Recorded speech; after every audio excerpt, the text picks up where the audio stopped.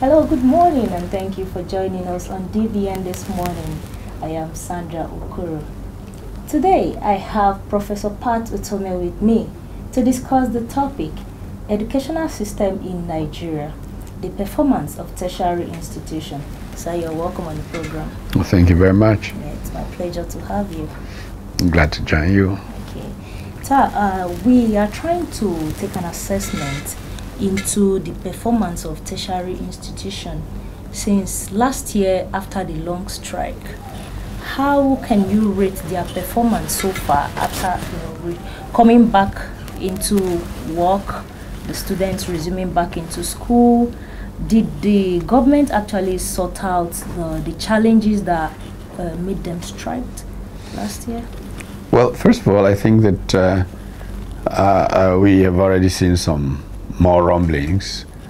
However, this is not to say that the problems have been solved or not been solved. It is to say that there is a continuing fundamental challenge with the state of tertiary education in Nigeria as provided by the public sector.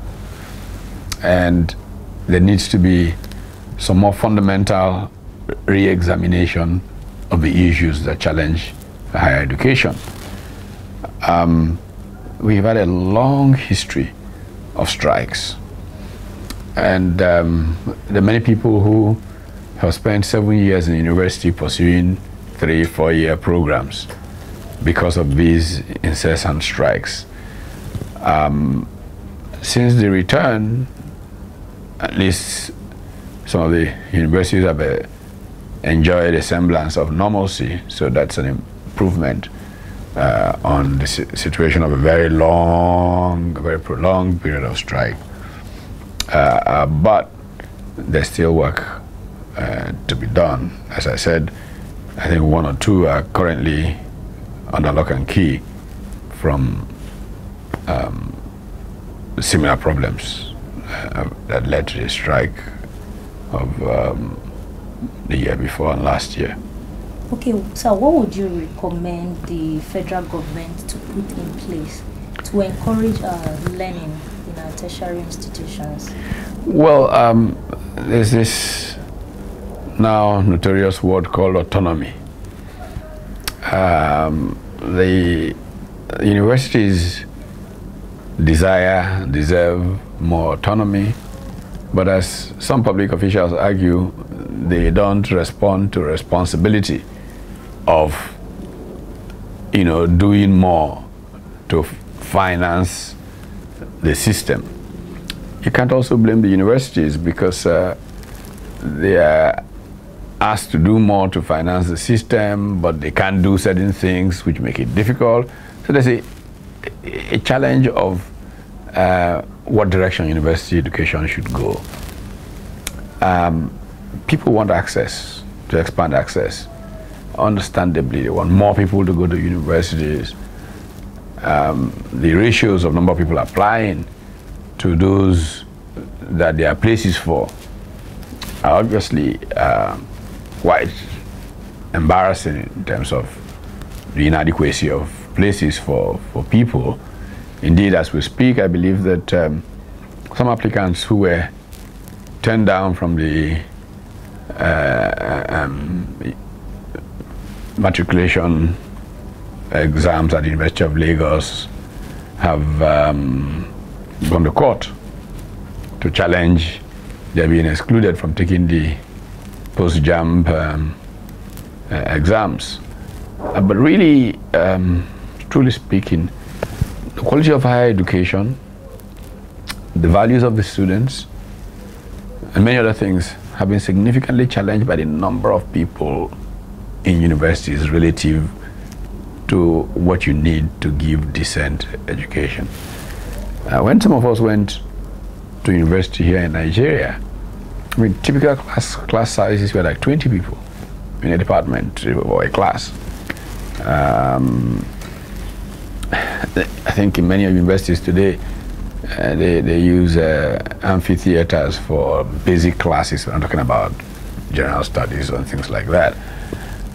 and we don't have enough teachers, so the teacher-student ratio is not adequate because of the overcrowding.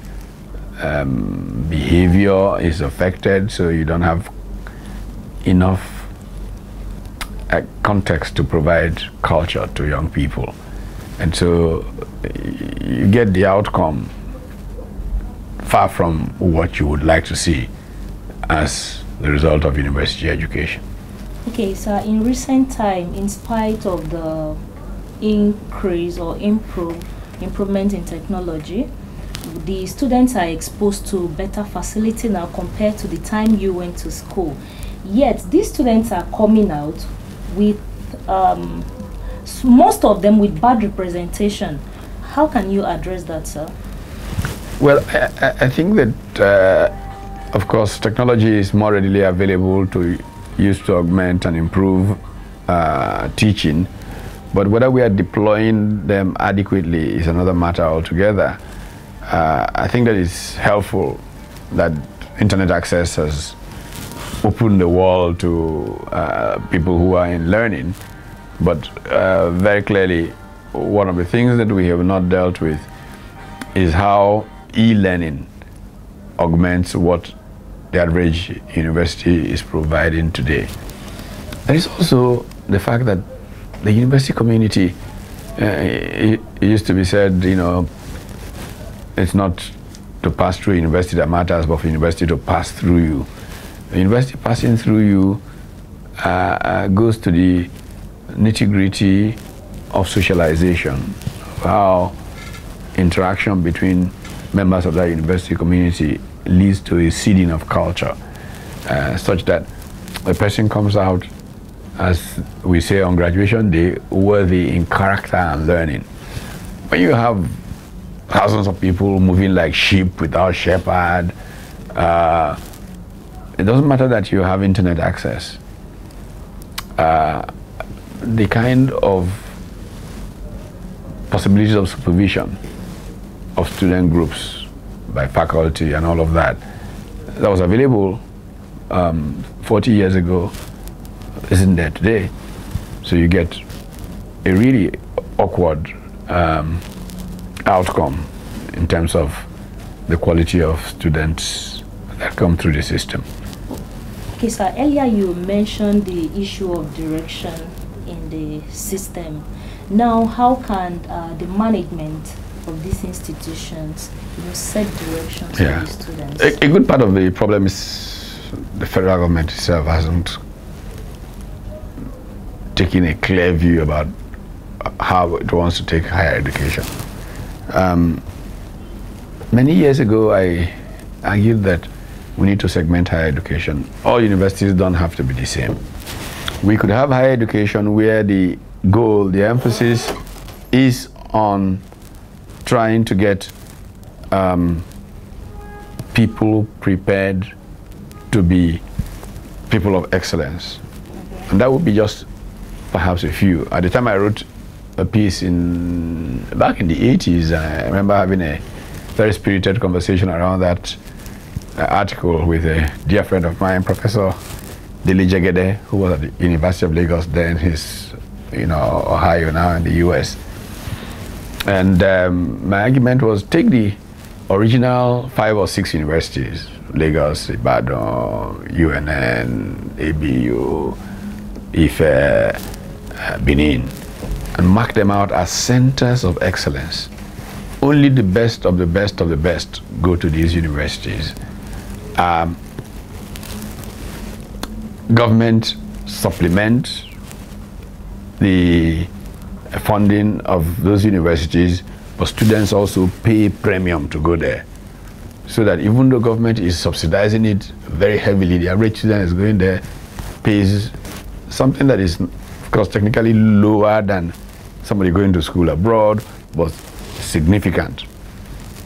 I don't know what that would be in numbers right now. Today, maybe paying like 1.5 million, 2 million naira a year. I mean, many of the private universities are paying fees of that nature or more.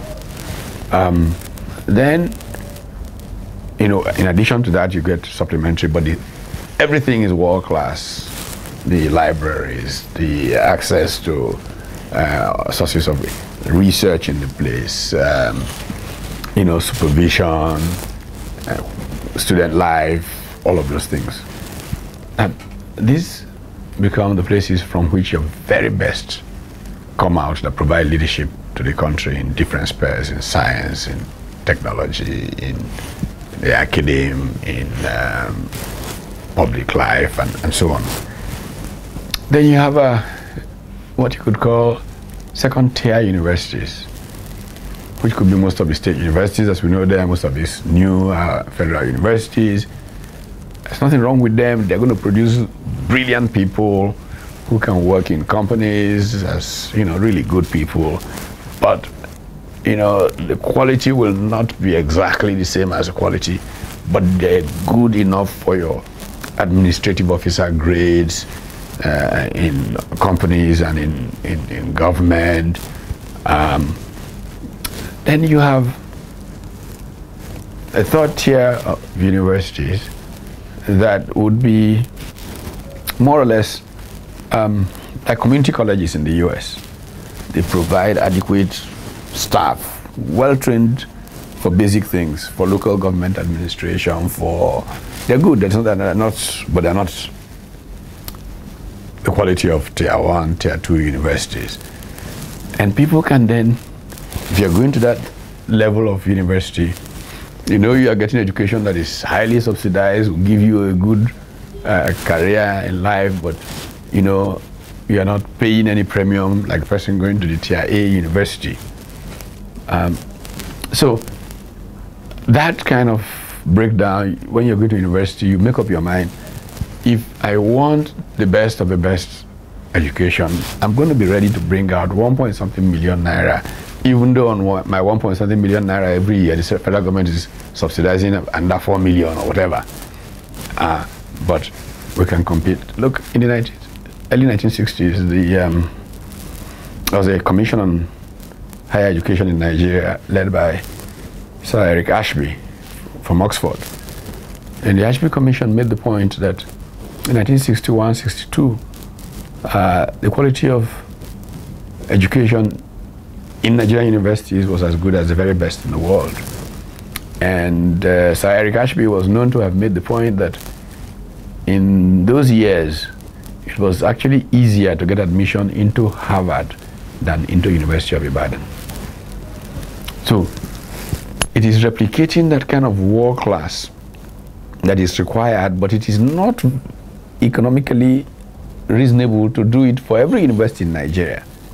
So you take these 5 or 6 grade A universities and pump all those resources into just training the best and the best to provide leadership in the system. And people still pay considerable fee to go to those kinds of universities in spite of the heavy funding and support. Then you get the kind of people leaving University of Nigeria and University of Ibadan in 63, 64.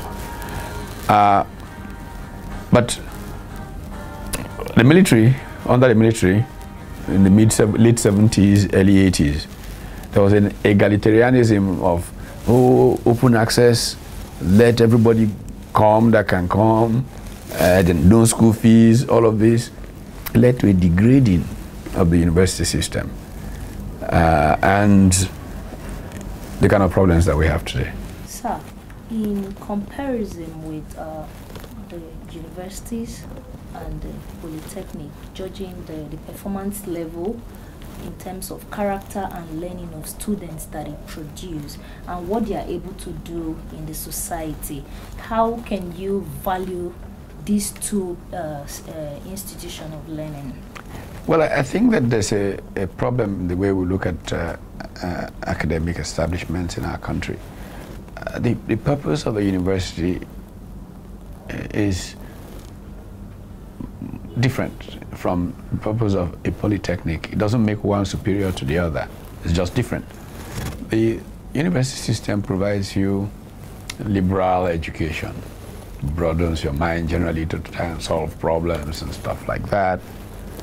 Critical thing for the polytechnic is that the polytechnic provides very specific technical skills that enable you to fix things, not necessarily a broad liberal sense.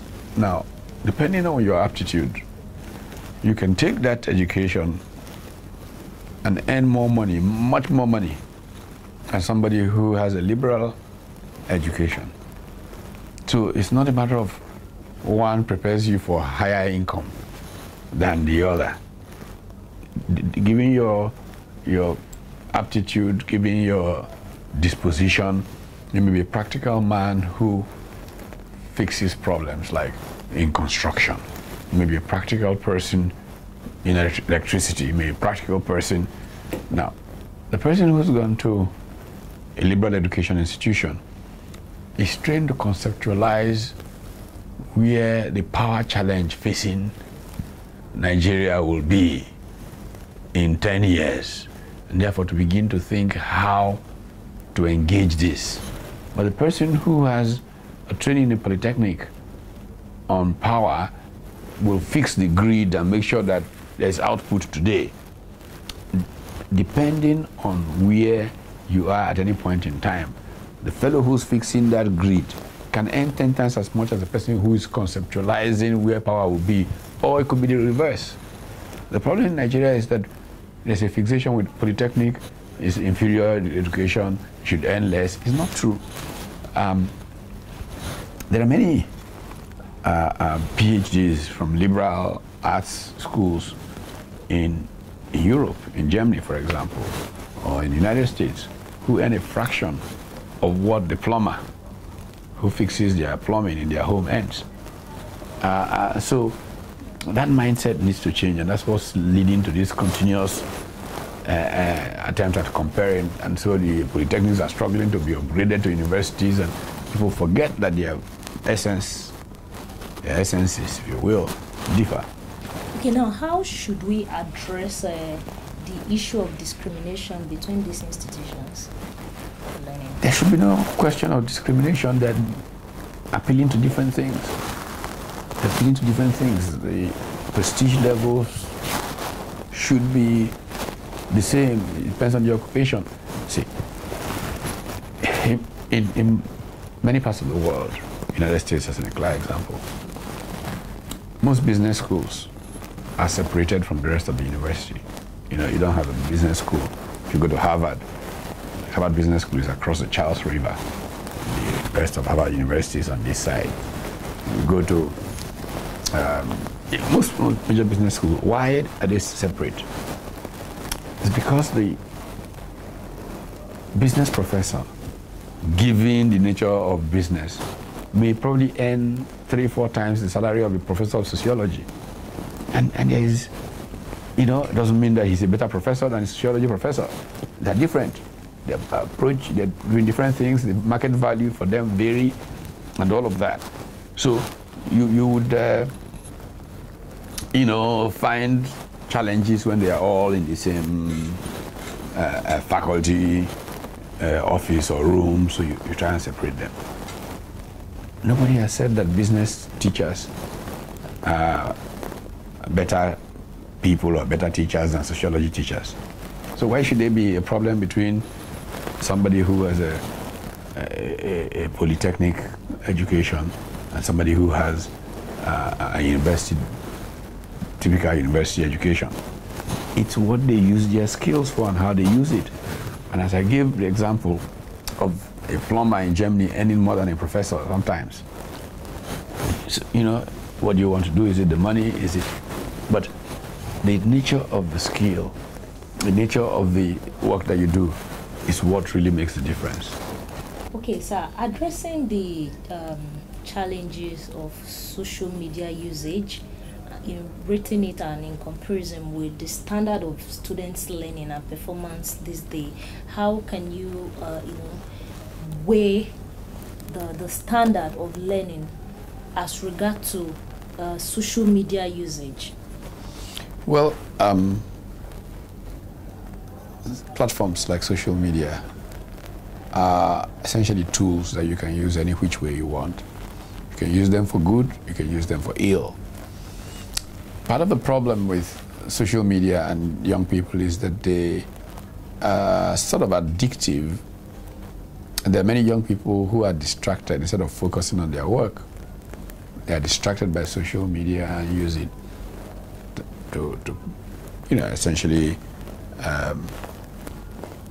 play the social game, whatever it is at that point in time. It then takes away from their focusing on their work. But the people who can use social media to gain knowledge, to learn more about the nature of man in society. The unfortunate truth of the moment is that the preponderance of the use is towards the vain parts of our nature. It's vanity, sharing your photograph of gossip and all of that can be addictive. But it's part of society, things, managing it and keeping it in check. It's not only with social media that things like this have had impact. See, in 1979, I believe it was, I was a graduate assistant. I was teaching in the United States. And I was shocked one day in class that huge class is one of those 101 kind of classes that has many students. Suddenly there was hardly anybody in class. There was a sprinkling of people. I said, wait a minute. What happened? Did somebody announce that there won't be class today? The students started laughing. The ones in the class started laughing. What's funny about this? He says, oh, Luke and Laura are getting married today. I said, oh, they're members of this class? And then they laughed more. Luke and Laura were characters on a soap opera, I think called, I don't know what, All My Children or General Hospital, or one of those soap operas on television. So, and whatever it was that the story build up was finally these two people were getting married, and that day students just stopped doing anything. They just had to go and watch that episode that Luke and Laura were getting married. So every generation, every age has its distractions. The important thing is that young people learn to keep those within certain parameters that then facilitate the business of learning, which is why they are in school. Okay, fine, sir. Looking at the challenges in unemployment in the society and the number of youths coming out of schools these days, now, is it possible that the tertiary institutions can begin to look inward into creating jobs themselves? Well, a number of universities have taken to developing entrepreneurship programs that can help them better prepare young people to use the knowledge that they have gained to create jobs. The problem with the way some of the universities teach entrepreneurship is that it is like a subject that you go and learn to use to then find a job. That's not quite the way I think it should be. I think that incorporating into every sphere of study an entrepreneurial outlook, such that even if you are studying history, you would have in your curriculum something that enables you to see how you can use the knowledge of history to create value and create wealth. It could be that you teach it such that people can do family trees and develop a website for their family trees.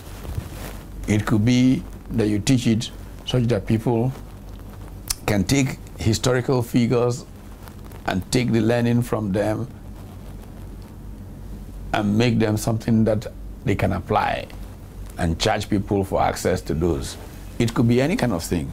So the person is studying history, but he's looking at history and how he can deploy the knowledge of history to create value for people, to meet people's needs in different ways and earn money for doing that. Okay, now, sorry, sir, creating values in what we learn, where should we begin from? Because most of our lecturers these days are lazy to teach the students. You see that in a class of about 100 students, they will come and distribute handouts, the handouts and topics that are meant to be taught in class. Now, where should we begin to address this issue of value creation among students and learning, and then the institution as a whole? Yeah, well, let's be sure that we're on the same page. There are values, which is what is right, and value, which is reducing the gap in what people desire and what they have. Now, when you create value, it is to say, for example, people go from their lecture rooms to their hostels walking. Nobody likes to walk 2-3 miles to go to school or anything. So it's a dissatisfaction level. If you could invent something, let's call it a trolley system, without gasoline, anything, just a trolley using electric battery, running on thoroughfares in the university, and students can enter and get off, and pay 10 naira a month for the access to that. You've created value, and you can earn a portion of that 10 naira, and you've created a pollution-free, easy way of getting around the campus. That's creating value. That's entrepreneurship. But values is another matter. Values are the professors behaving ethically in selling handouts, as they're called.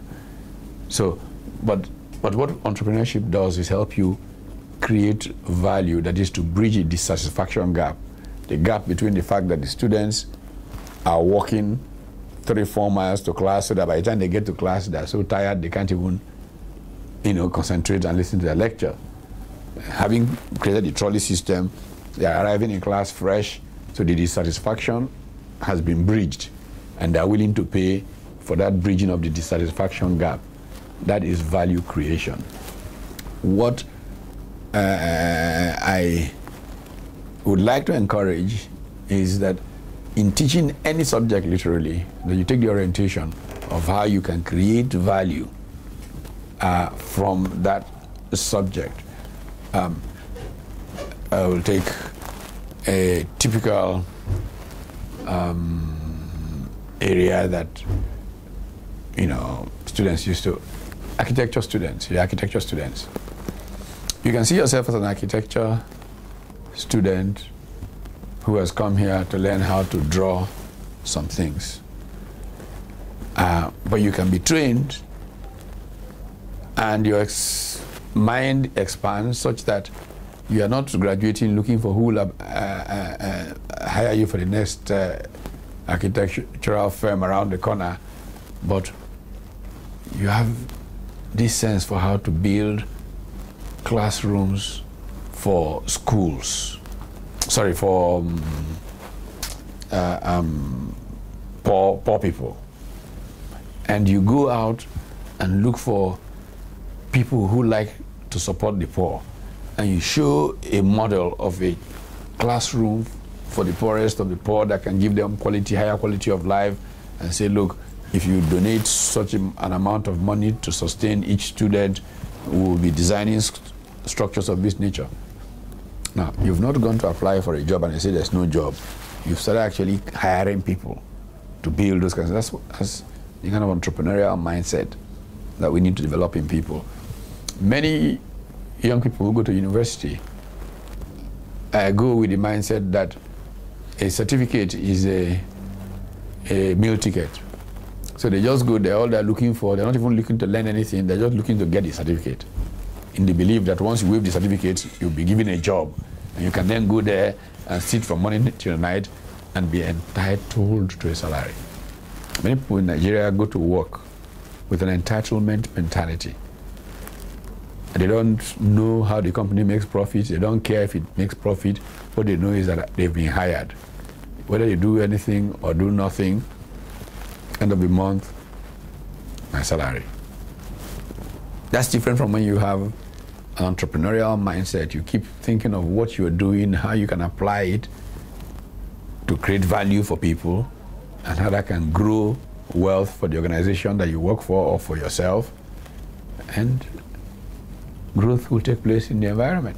Okay, now judging from your career so far in the educational sector, what policies should the government have put in place to guide against some illegal practices in the institutions that the government have not looked into, and you want to share your opinion on them? What kinds of illegal practices? Like, take for instance what we just addressed, lecturers selling handouts when they are supposed to be in class teaching. That is the failure of university administration. There should be clear values that are part of the culture of any learning environment. And where they are violated, significant sanctions will come to those who violate them. But who report them? Who will report them? The students will be afraid to. The system has to have a way of monitoring. The way that boundaries are set, that you go beyond, it includes educating the students on whistleblowing. It includes having systems for cross-checking on the grading of students, for example. If one of the reasons that people are afraid is that they will be graded badly because they didn't cooperate in some silly thing that a professor is doing, the whole system of external examiner is supposed to be such that the external examiner sees that inconsistency and say, wait a minute, something's wrong here. This student's script is better than that student's. Why did that student score an A and this one get a D, whereas his script is better than that of the other student? And once it's found out that the lecturer had some problem, a sanction comes. He's prosecuted, he's removed from teaching, he's demoted, whatever it is, a sanction. The other lecturer then says, wait a minute, I better behave myself. One of the rampant abuses I find very sadly, which is why many of the elites take their children out of the country to go to school. It's not so much that the teachers can't teach, but the culture of the environment. The lecturers who abuse young females. I mean, in serious universities around the world, it is the ultimate no-no. You can go to prison for it. You lose your job. You'll be blacklisted and all of that. So we've got to have university administrators who, really set these kinds of boundaries and go after lecturers who abuse. By now you set the example with a few, other people will begin to behave properly. Thank you very much, sir. It's been wonderful having this conversation with you, and I really appreciate your opinion and your contribution on this topic. Great pleasure. Sir. Yeah, viewers, you've been watching DBN This Morning with Sandra, and we've been discussing the topic, educational system in Nigeria. I had Professor Pat Otume on the topic, and he has given us areas that institutions in Nigeria should look into to checkmate student performance, internal lecturers' performance, and all what the school should do, institutions should do to put things in place. However, let's join Libby and Chris in the studio to continue the rest of the program. Thank you.